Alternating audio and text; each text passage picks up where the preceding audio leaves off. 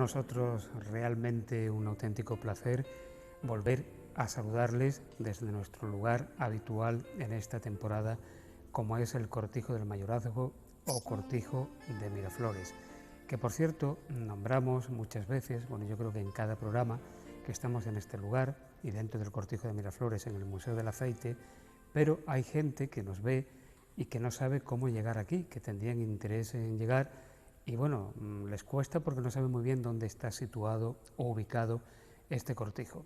Pues es bastante fácil, está justamente detrás del edificio de los juzgados de Marbella, o enfrente, podemos decir, de donde estuvo durante mucho tiempo el mercado municipal antes de trasladarse al que actualmente conocemos, es decir, en la zona norte de la ciudad.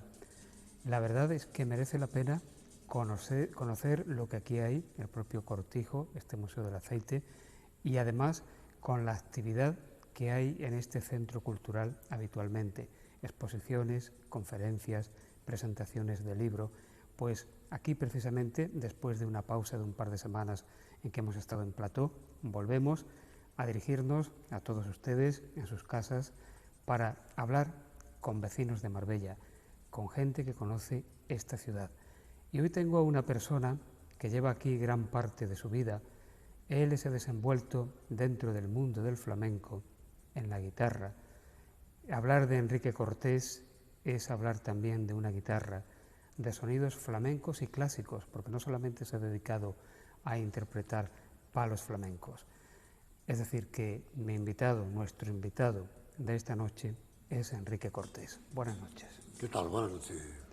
Te agradezco que estés aquí. Nada, hombre, por ejemplo. Y además has traído a tu compañera inseparable. Ah, sí, bueno. Como es la guitarra. La guitarra, sí, hombre, claro. Quiere decir que esta noche vamos a tener la oportunidad de oír algunas piezas. Sí, mucho gusto, claro. ¿Tú eres nacido en Campillos? Campillo de Málaga. Y el 31 de mayo, hoy cumpleaños. Cuando estamos grabando este programa, cumple justamente años. ¿Se pueden decir cuántos o eso es secreto de sumario? 73. 73. Y de esos 73, ¿cuántos en Marbella? Pues aquí en Marbella llevo 40 y tantos años. 40 y tantos años, claro. Yo llegué aquí en el 62. El 62, sí. Vine por mediación de un primo mío, que le llamaban Gitanillo de Ronda, Pepe de Ronda, que cantaba muy bien, por cierto. Me llamó y me trajo aquí a un restaurante que había en La Campana, que se llamaba El Rascacio, que lo llevaba Jaime Paladé. Y eso era fenomenal, y muy buena gente. Y ahí estuve, pues, mi primo y otro muchacho más, teníamos un trío, y estuvimos ahí, pues, 2 meses y pico. Pero fenomenalmente, íbamos buena gente. Ahí estaba cada instante venía Antonio, venía la Marisol, y gente muy buena, y encantado de la vida. Y eso fueron los primeros pasos que yo de aquí para allá. Después, pero antes de llegar a ese momento vamos a conocerte un poco mejor. He dicho que naces en Campillo. Sí. ¿Cómo era tu familia? ¿Qué se dedicaban tus padres? ¿Cuántos hermanos habías? Mi padre era jefe del Servicio Nacional del Trigo. Era Servicio Nacional del Trigo. Y no obstante llevaba también las 2 fábricas de aceite que había allí. Y era agente de la Minerva, de Málaga, de la Simón Castel, de la Suamma. Era un hombre un negocio muy, muy grande. Siempre estaba facturando, trenes enteros facturaba y tal. A la Simón Castel de Málaga, a la Minerva, los aceites, hasta incluso a la tropa militar de Marruecos le servía de los cereales y las cosas. Mi padre era muy conocido allí y modestia aparte, muy buena gente, muy querido por todo el pueblo. ¿Cuántos hermanos? Hermano, 13. 13. 13 hermanos. O sea que tu padre tenía que trabajar duro para alimentar 12 bocas. 13. Y por supuesto tu madre. Digo, por Dios, mi madre, ya ves. Bueno, ya ves, claro. ¿Qué lugar ocupas tú dentro de esos 13 hermanos? Yo ocupo primero, segundo, tercero. El tercero. Primero, segundo, tercero, cuarto. Cuarto. El cuarto. Entiendo que en la época en que te tocó vivir, una época bastante diferente a la actual, bueno, te tocó vivir, quiero decir, eras niño, una época muy diferente a la actual, con grandes dificultades económicas, te tuviste que poner a trabajar muy pronto. No, porque mi padre era un señor que nosotros vivíamos muy bien, muy bien. En mi casa en aquello entonces había dos criadas, Ah, sí. sí, dos criadas. Mi padre era un señor que ganaba mucho dinero y, y después de que ganaba mucho dinero, pues era un hombre que tenía un corazón así, que a mí me daba un talonario de vale de pan, porque yo tenía toda su caligrafía. La caligrafía de que él tenía una caligrafía fenomenal. Yo la hacía igual, porque salí con él, ¿no? Y me daba un talonario de vale de pan, que en aquellos tiempos se comía de maíz, y me decía, al que tú veas que le hace falta un panecillo para su casa o no, tú le haces un vale, por detrás de mi madre, hablando claro. Y yo siempre, ¿no? Y pasaba por la vera de un trabajador, que yo sabía que tenía 5 o 6 chiquillos, y en aquellos tiempos le metía 20 euros en los bolsillos, y le decía, para la casa, para la casa. Y mi padre tenía mucha gente trabajando, a muchos faeneros, que tenían que hacer vagones de trigo, de sacos de trigo, tenían que facturar y los trabajadores llegaban y se tomaban una botella de vino. Esto lo paga Miguel Cortés. Era un hombre que tenía muy buen corazón y hablando claramente, pues cuando murió mi padre, pues cerraron todos los comercios del pueblo, incluso bancos, caja de ahorro, bancos, todos los comercios cerrados, para ir a su entierro. Ahí está Campillo, que el que quiera saberlo lo puede saber. Era un hombre que... sí. Pero murió joven, el pobre, murió joven. Enrique, Cortés... Campos. Cortés Campos, sí, tu padre Emilio Cortés. Mi padre, Miguel Cortés Vicente. Miguel Cortés. Bueno, te iba a decir que Cortés es un apellido muy gitano y al mismo tiempo muy flamenco. No, yo soy gitano legítimo. Tú eres gitano legítimo De además. pura cepa, muchos gitanos no creen que yo soy gitano. No, yo se lo digo, yo se lo digo. Y bueno, he tenido tanta anécdota con las cosas esas. En el servicio militar hice el servicio en el Registro y Cierre de Capitanía General. Estaba allí para registrar la correspondencia de entrada y la de salida. Y había un sargento, que era muy simpático, era muy buena gente, pero de broma me decía, Cortés, a mí me extraña que el apellido Cortés es Caleo, usted es Caleo. Digo, yo soy gitano legítimo, mi sargento. Yo soy gitano legítimo de padre. Es que a mí me extraña que un Calé tenga esa caligrafía y tal. Claro, porque entonces la gente calé, ya que estamos utilizando el término, la mayoría no se interesaba mucho por el tema de aprender a leer o a escribir, ¿no? Mi padre o no había medios. Mi padre, para eso era de clase por la mañana, estar grupo escolar y después por la tarde a la casa de don Francisco Velarde. Don Francisco Velarde, que eso tiene... El internado de Campillo, el internado de Campillo, Famoso internado. que tanta fama tomó, pues el dueño del internado de Campillo, José Masía, es de mi misma edad, y nos hemos criado juntos. El padre era brigada de la Guardia Civil y estábamos en la escuela con don Francisco Velarde. Y la táctica que puso en el colegio de Campillo, que tenía el maestro don Francisco Velarde con nosotros. Ahí salían dos... O sea, que era maestro de la letra con sangre entra, ¿no? Por Dios. Eso era terrible. ¿Y cuánto tiempo estuviste estudiando? Pues yo estudiando estuve pues hasta los 16, 17 años, 18. El gusanillo de la guitarra. Sí, eso, mi padre tocaba la guitarra. También, y yo la afición me viene de ahí. Y en mi casa siempre, en el sofá de la casa siempre había una guitarra, siempre. Y él se ponía muchas veces a tocar, que yo hago muchas cosillas tal, y se ponía a tocar, pero vamos, allí por gusto. Yo no he tenido maestro ni he tenido nada. Me fuera gustado haber tenido maestro de guitarra, pero no, éramos aficionados siempre, yo dormía con la guitarra. Y me estaba en el trancón de la casa hasta las tantas. ¿Y en qué momento te dedicas profesionalmente a la guitarra? Profesionalmente pasó lo siguiente,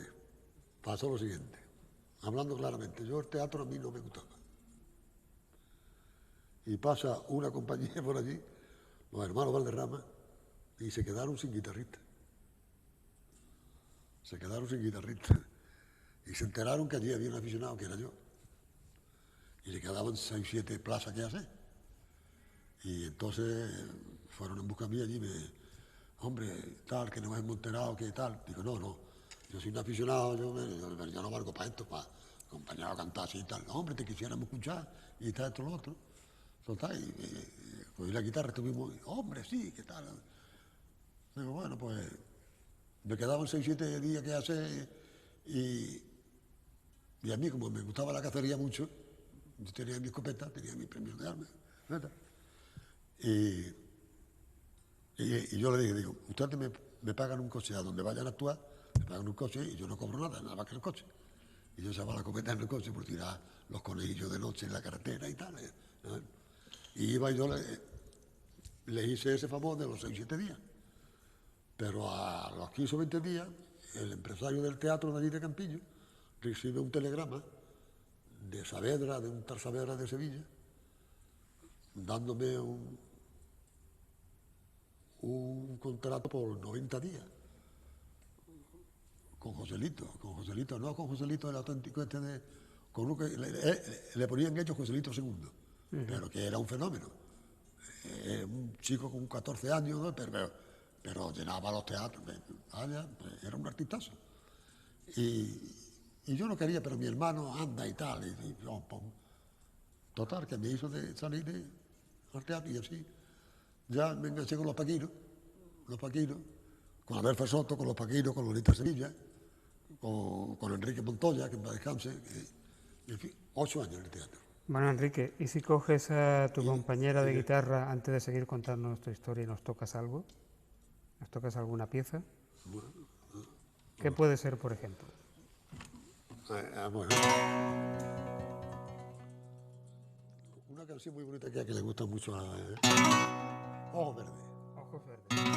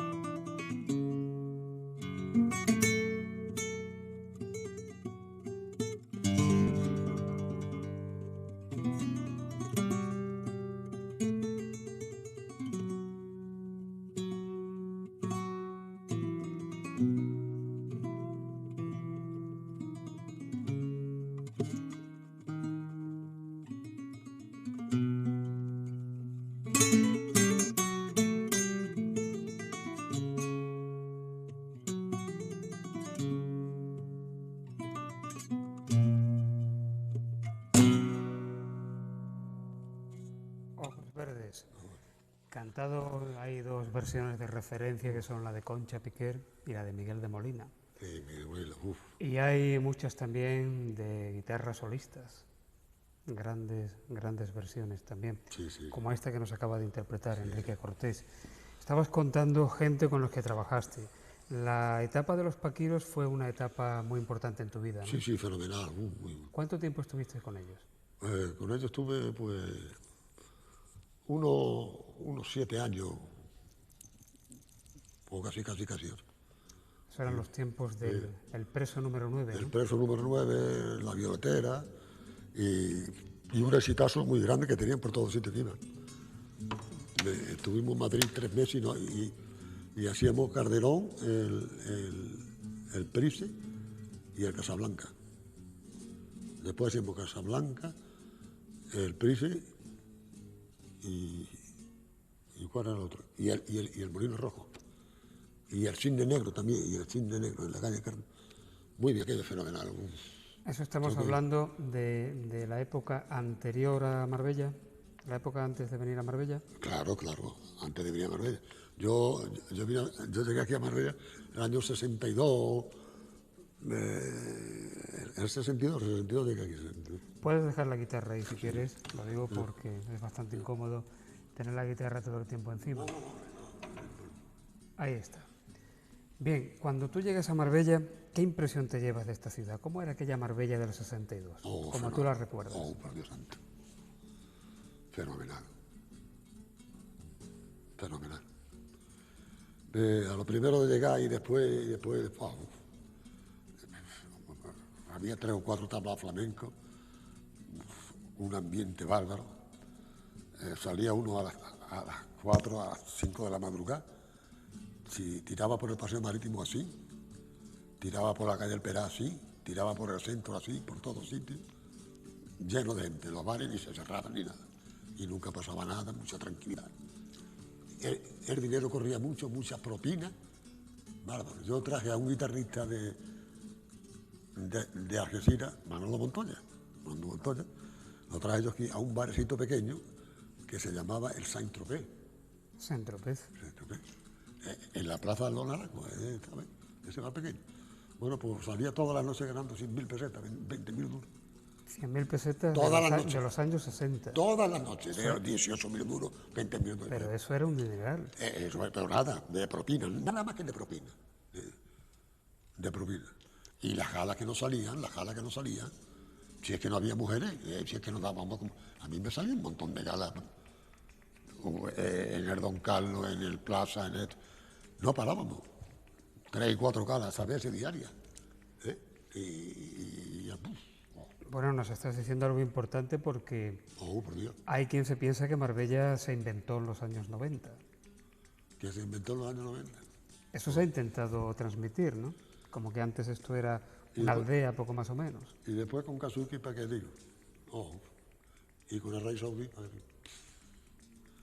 Bueno, llegas a Marbella casado. Sí. Ya llegaste casado a Marbella. A ver, dinos con quién te casaste, porque tu mujer te estará viendo seguro. Mi mujer, sí, Isabel. Mi mujer se llama Isabel. Y tiene gracia la cosa porque yo la conocí a ella en Campillo, en una boda de un amigo mío. Y llegué yo a la boda, y este amigo mío tocaba la guitarra también, él tocaba la guitarra. Y total, que llegué yo, Enrique, tal. Y estaba mi mujer, que yo no la conocía, con una prima suya, con unas castañuelas y con 2 trenzas así, vestida ella de flamenca. Y me dice, ¿tú sabes tocar Francisco Alegre? Digo, yo sí, pues. Y le toqué a Francisco Alegre, precisamente, toqué a Francisco Alegre. Hombre, ahora me terminas de contar, pero, Enrique, si tú le tocaste en aquel entonces a tu mujer Francisco Alegre, ¿tú le tienes que tocar esta noche Francisco Alegre? ¿O no le vas a tocar a tu mujer Francisco Alegre? No, porque no. Puedo hacer la introducción, La introducción, a ver, hazle la introducción, porque si no tu mujer no te lo va a perdonar eso. Y yo muchas veces cuando está enfadada, le toca Francisco Alegre. Exactamente.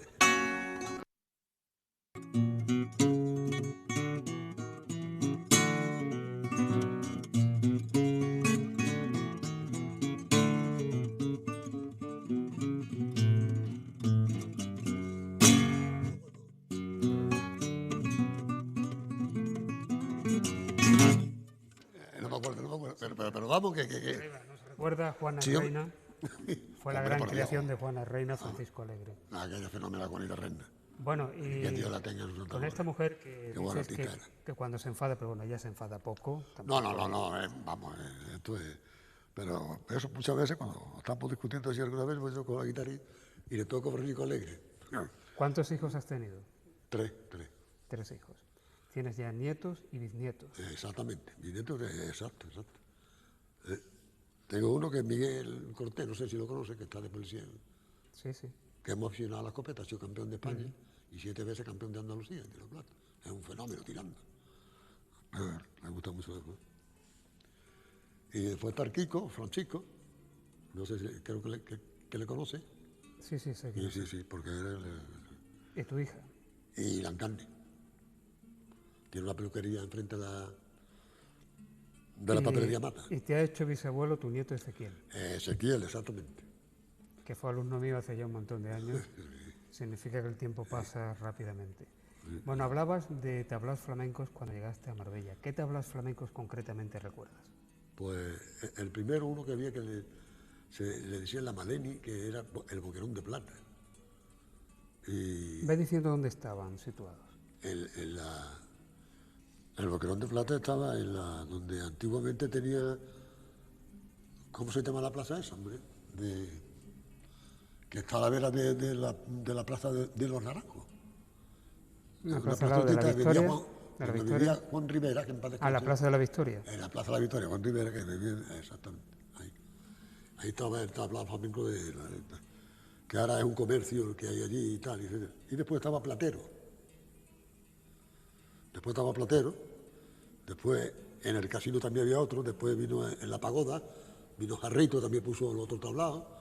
Lola Flores puso otro tablao en el Puerto Banú. La Cañeta, la fenomenal Cañeta, también otro tablao en el Puerto Banú. Y había un ambiente muy grande por todos sitios. Eran tablaos que acogían a gran cantidad de público extranjero que venía ávido de saber qué era el flamenco y de vivirlo. Sí, claro. ¿Y fiestas privadas también, De Enrique? fiestas privadas, montones, cientos. Yo tuve la suerte de encajar con el rey saudí y Kazuki. Y ya me tenían como hombre de confianza de ellos. Ya, porque todo viene por asunto de la caza. Yo soy muy aficionado también a la caza. Y al rey saudí le gustaba mucho los gargos, la carrera de liebres. Sí. Le gustaban los gargos, los mejores perros los tenía ahí. Eso fue la primera vez que vino aquí el rey saudí. Total, y yo no sé cómo encartó la cosa, que a mí me llamaba mucho para ir a trabajar allí a Jaime de Mora. Jaime de Mora. Me decía, Cortés, usted y yo podemos hacer negocio y tal. Bueno, me llamaba a mí, me daba 100.000 pesetas por el cuadro, y yo iba con el cuadro y venía. Pero el gerente principal del rey saudí un día, pues a asunto por la cacería, lo llevé yo a la finca de un amigo donde hay muchas liebres, y estaba muy interesado en dar una cacería allí, y daba por la cacería 2 millones de pesetas. 2 millones. 2 millones de pesetas daba por la cacería. Dice, y a lo mejor nos vamos, Cortés. A lo mejor en la mitad del camino nos volvemos.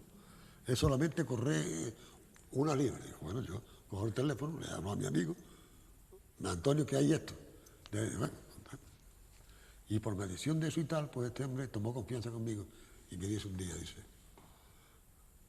se puede hablar claramente, ¿no? Se puede hablar claramente. Hombre, estamos hablando del rey Fahd. Exacto. Me dice, tú, cuando vas a flamenco allí, ¿quién te paga? Digo, a mí, don Jaime de Mora. Dice, ¿y cuánto te paga a ti, Jaime de Mora? Digo, 100.000 pesetas.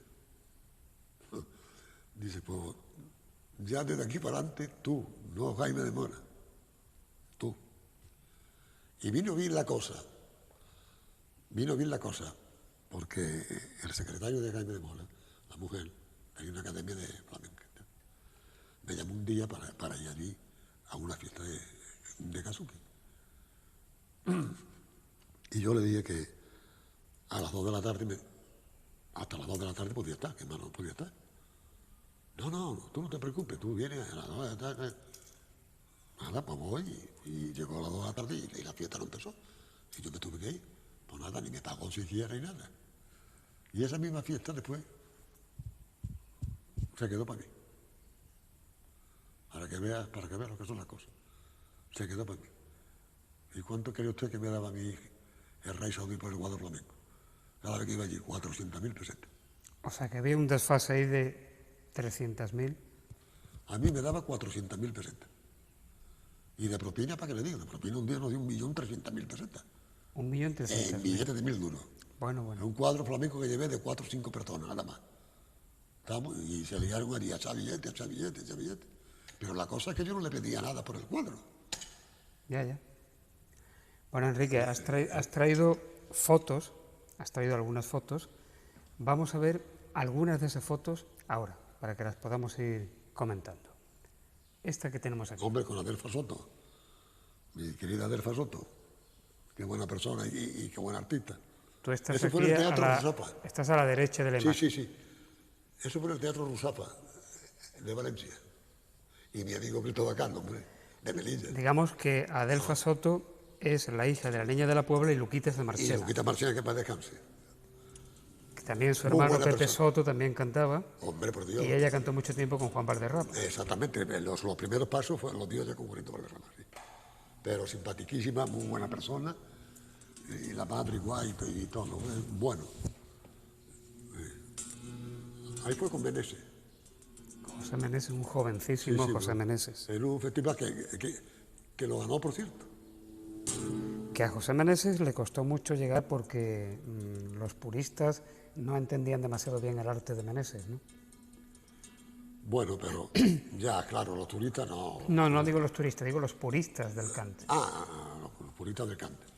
Hombre, Meneses de la escuela de Mairena, o sea, que se crió con Mairena, y ahí estaba cantando por tiento, y cantaba muy bien, y claro, era flamenco cantando, claro, muy flamenco. Tenía mala purga. Y eso, ¿para qué digo? Eso fue una fiesta que dimos en el Hotel Club Marbella, y ahí habemos 12 guitarristas. ¿Dónde? ¿En el Marbella Club? En el Marbella Club. 12 guitarristas. Ahí están, 12 guitarristas. El primero soy yo. Ahí estaba Trini de España. Vino la televisión de Londres también. ¿En qué época puede ser esto, Enrique? Pues eso puede ser en el 60 y tanto. Tú desde que llegaste a Marbella siempre has vivido, te has buscado la vida tocando la guitarra. Tocando la guitarra, sí. Ha sido tu único oficio. Sí. Esto es de la misma fiesta anterior. La misma fiesta, sí. Ahí con los Trini. Y esa es la misma también. Esa cuando íbamos entrando para empezar la fiesta. Y bueno, ¿dónde se buscó tanto guitarrista? Bueno, y ahí con India Flores. Esta es una sobrina y un tío de Juan de las Flores. Juan Berrocal. De Juan Berrocal. Juan Berrocal, de las Flores. Sí, Juan Berrocal. Tío de, y la hija del que está cantando, de India Flores, que era muy graciosa. Eso fue en el Trianón de Marbella. ¿Lo conociste el Trianón de Marbella? No lo conocí. ¿Dónde estaba? Una sala preciosa. ¿Dónde estaba? En el piso mediterráneo ese grande. En el edificio mediterráneo. Mediterráneo, ese que está a la vera de la playa, Sí. del paseo marítimo. Precioso aquello, eso. ¿Pero era un local de flamenco? Era de flamenco y de... Lo que se llamaba entonces una sala de fiestas. Una sala de fiestas. Era la terminología. Era flamenco y había una orquesta muy buena. Y ahí con Canalejas de Puerto Real. Nada menos que con Canalejas de Puerto Real. Un auténtico monstruo en el flamenco. Por Dios. Qué ganas tenía yo. Empecé a reír, me pegaba yo. Yo me acordaba mucho de mi padre, en paz descanse, cuando le tocaba la guitarra. Porque mi padre se le caía la baba con él, con Canalejas. Y yo muchas veces me acordaba si mi padre me viera tocando la Canalejas. Pero era un señor que no se preocupaba mucho de su cante. y era un fenómeno. Porque estaba más pendiente siempre de la taquilla y de los dineros que se hacían en el teatro, y etcétera, etcétera. Pero cuando le decían viejo, y yo frito porque le dijeran viejo, porque salía con la guitarra al 3 y me decía, pon las 5. Vamos. Y ponía la gente de pie. O sea, que había que azuzarle, digamos, había que provocarle. Cuando le decían viejo era cuando cantaba bien. Cuando le decían viejo era cuando cantaba bien. Y a mí, como me gustaba mucho, pues yo frito porque le dijeran viejo. Pues salía con la guitarra al 3 y decía, pon las 5. Porque es entonces, un tono más. Entonces, Enrique, las compañías de flamenco que iban haciendo, como tú decías antes, las diferentes plazas, los diferentes pueblos y ciudades, ¿que iban a porcentaje de taquilla de los teatros? Pues yo creo que sí, ¿no? Sí, claro. Claro. Y los que acompañaban en el cuadro, por ejemplo, tú como guitarrista, ¿qué ibas? ¿También a un porcentaje o ibas a un sueldo? Yo llevaba mi sueldo. Todos los artistas llevaban por otro sueldo. Ahí la figura del que llevaba el espectáculo eran los que cobraban. Sí, que ellos eran, digamos, empresarios y tenían que pagar a sus trabajadores en este caso. Pero Canalejas Puerto Real, eso era graciosísimo. Era más gracioso. Bueno, cuando llegas a Marbella, Enrique,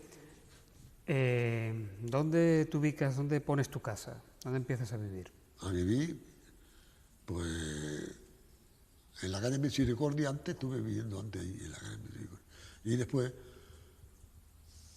Y después pasé allí a la Divina Pastora. A la calle Valencia de la Divina Pastora. A la calle Valencia, exactamente, calle Valencia. O sea, fuiste de los que inauguró aquellos edificios. Y después de calle Valencia, pues ya me fui y compré un piso en la calle Alba, al lado de la iglesia, allí de la iglesia de la Divina Pastora. Claro, cuando hablas que te fuiste a vivir a la calle Valencia, la Divina Pastora, realmente lo que existía era la calle Padre Salvador, la calle Valencia y la calle Virgen del Amparo, ya no había más. Exacto. Y del Amparo, ¿eh? Sí, cuéntanos cómo eran los alrededores de esa zona, porque claro, Hombre, la gente hoy día, la mayoría ya no sabe cómo era. Ahí salía yo de cacería, pegado a donde está la iglesia, una milla más para arriba, y me hartaba de matar conejos. O sea, donde está ahora la iglesia de Divina Pastora, salías de cacería. Y el Red de Club, y a donde está la gasolinera, conforme se va para Juez, en la de esta y hombre, bueno, y por ahí por el lado del cementerio, todo eso ahí había más conejos y nos hartábamos de momento tirando conejos. Claro, y el río estaba a cielo abierto, embovedado nada. El río de la Barbacana estaba totalmente... Cuando yo vivía en la calle Valencia, sí, estaba aquello. Sí, llegaba yo por las mañanas allí y había un zarzal muy grande en el río y había un pajarito de estos ruiseños que empezaba a cantar y a mí se me caía la baba allí. Me sentaba allí en la terraza y allí me daba una hora escuchando a ruiseños. Qué bonito. Enrique, aparte de acompañar a los cantadores flamencos, que lógicamente estamos hablando de interpretación de palos flamencos, tú siempre te interesaste también por piezas, digamos, de cierta resonancia clásica, ¿no? Sí, bueno, yo es que muchos músicos me decían a mí que si yo sabía música, yo decía que yo música no, pero me gustaba tocar a mí las cosas. A mí me han llamado mucho para amenización de escena, me llaman mucho y me siguen llamando. Porque tengo repertorio, porque me dicen, ¿puedo coger la guitarra? Sí, claro. Me dice, ¿usted es posible el relicario? Y el relicario, pues...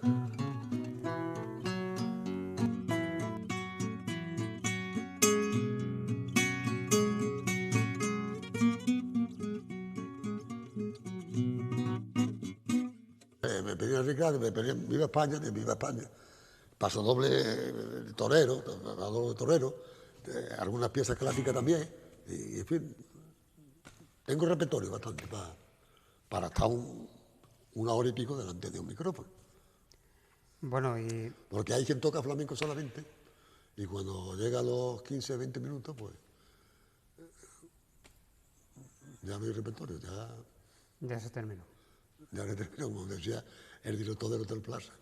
A ver qué decía. Que le llevé yo un guitarrista porque tenía yo que hacer una fiesta, que ya lo sabía, una fiesta muy importante. Y ese día le puse yo un guitarrista allí, un guitarrista muy bueno precisamente. Pero claro, la soleá, la siguirilla, la bolería, esto, a los 20 minutos, pues, ya no sabía qué tocar. Y yo siempre pues, me ha gustado la tontería esta de un paso doble, sea 80. Paso doble me diga paso doble, oh.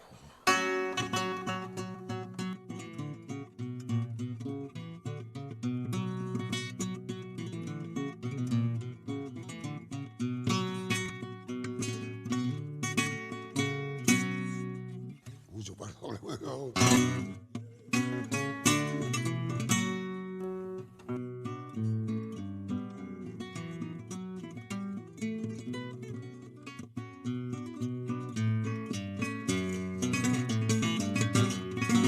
Paso doble, muy bien.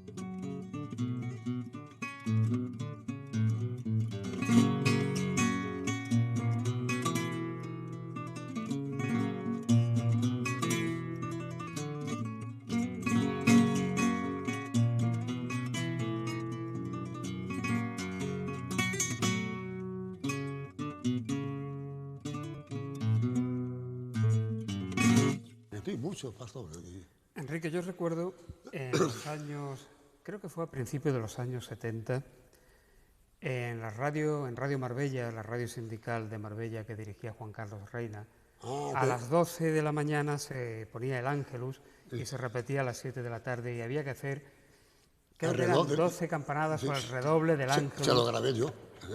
¿Te acordarías cómo hacer eso? Sí, claro. ¿Cómo era? Sí, ese reloj se lo grabé yo y llamaron de Córdoba a la emisora, pues la emisora se escuchaba uno, que era donde se habían hecho de las cosas. Y nada, dijeron que estaba muy bien. ¿Cómo era eso? Y aquello yo lo oiré.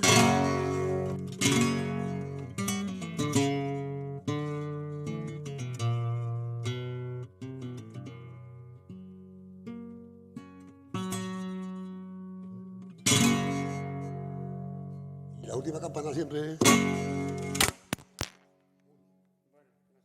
Sin el micrófono en la guitarra habrá que... Perdona, hombre. Bueno, no pasa nada. Ya lo dejamos para la segunda parte. Vamos a intentar colocarlo. Sí, ya. Bueno, lo dejamos para después, no te preocupes. Sí. No te preocupes, Enrique. Bien, ¿alguno de tus hijos o de tus nietos? No te preocupes, Enrique, lo dejamos para después. Bueno, más o menos. Bueno, tú Ahora lo arreglamos, déjalo por ahí. Decía yo que alguno de tus hijos o de tus nietos han aprendido contigo a tocar la guitarra. No. Coge un poquillo y así, pero no han salido. Ah, bueno, está mi Kiko, mi Francisco, pero es la eléctrica la que toca. Y es fenomenal tocando la eléctrica. Muy bueno, fantástico. Además tiene 2 o 3 discos grabados en la casa, en una casa de discos muy, no sé cómo se llama, no me acuerdo del nombre de la casa. Muy bien, él toca la guitarra eléctrica. Y está con un grupo de extranjeros tocando él también. ¿Qué? Con la casa Poligram. Tiene unos cuantos long play grabados. Enrique, de los palos flamencos, ¿cuál es el que te resulta más fácil y el que te resulta más difícil? Dentro de los estilos flamencos. Difíciles son todos. Bueno, hay algunos que, claro, eso ya va en las cualidades del... Hay guitarristas que, por ejemplo, le va una cosa mejor que otra. Lo mismo que el cantado, un cantado completo es muy difícil. A uno le va la fandango mejor, a otro le va la siguerilla mejor que la fandango. Y así los guitarristas igual. Los guitarristas sí, claro, igual. De los guitarristas clásicos flamencos, de los grandes guitarristas flamencos, como por ejemplo Niño Ricardo, Sabicas... Eso fue la fuente de todo. De cómo se toca hoy la guitarra, la fuente de todo fue Niño Ricardo. O sea que, digamos, tú te sientes influido por esta gente. Que tú te sientes influido por ellos, ¿no? Pues sí, claro, yo, a pesar de que yo no he tenido maestro y yo no he tenido, pero claro, claro que sí. Tranquilo, que eso después el técnico de sonido te lo pone. Enrique está muy preocupado por No, el, no, no, no, no. por el micrófono. Como ya en la segunda parte es cuando nos Sí, vas a sí. tocar alguna otra cosa, no hay ningún problema. Pues sí, hombre. De estos tablaos flamencos en los cuales tocaste en Marbella, bueno, supongo que prácticamente los tocarías en todos ellos, ¿no?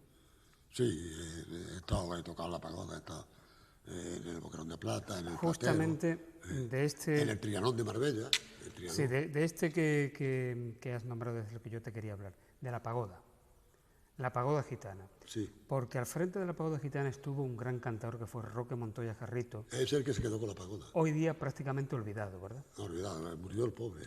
No, ya murió, pero quiero decir que, bueno, muchos cantadores han muerto Sí, sí, sí, y sí. se les recuerda y se les Sí, sí, reconoce. sí, sí, sí. Pero en el caso de Roque Montoya parece como si hubiese un silencio en torno a él, ¿no? Y era un cantador bueno, ¿verdad? Sí, era un cantado. Estaba bien cantado. Era bueno, sí. Estuvo con la Pilar López también mucho tiempo. Y- Pero bueno no. Bueno, hablando claramente. O sea que no era, digamos, de referencia, ¿no? Después se fue a México y estuvo mucho tiempo en México. En México, y ya cuando vino aquí el pobre venía mal. Pero en fin, que cogió la pagoda y era muy trabajador. Se levantaba muy temprano y visitaba, no paraba de visitar los hoteles. Y siempre, bueno, Lo que pasa es que la pagoda era un lugar donde se celebraban bodas, donde se hacían fiestas, o sea que no era propiamente un tablao flamenco, ¿no? no, la pagoda era una discoteca. Pero después se puso en plan flamenco, la pagoda. Después Se llamaba la pagoda gitana. la pagoda gitana le puso él. Sí. ¿Añoras esos tiempos, Enrique? Hombre, pues claro que sí. Porque, ya ves, bueno. Hombre, por Dios, cuando yo salgo de noche, nosotros que estamos acostumbrados a vivir la noche, y salgo de noche y me encuentro en la cafetería de Marbella cerrada a las 11 de la noche y todo cerrado. Porque se nota que todo el mundo está en la cañada, ¿no? La cañada también ha hecho la suya también, con Marbella. La cañada también ha hecho la suya con Marbella. Lo digo porque lo que tú dices es cierto que la mayoría de los días a las 8 o las 9 ya no hay nadie en el centro. Exacto. Y yo he ido muchas veces a la cañada y no hay sitio ni para sentarse a tomar café. Y aparcar un coche le cuesta un trabajo, con todos los aparcamientos que hay allí. La cañada ha hecho con Marbella.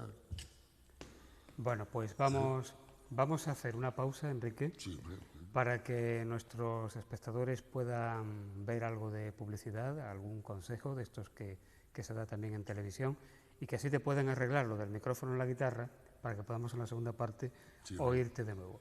Tan solo unos minutos y regresamos con Enrique Cortés.